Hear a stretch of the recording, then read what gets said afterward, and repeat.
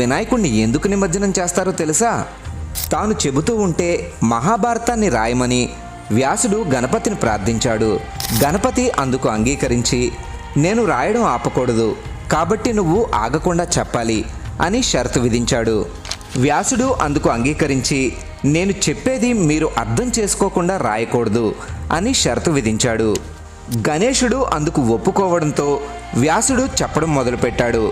గణపతి రాస్తూనే ఉన్నాడు.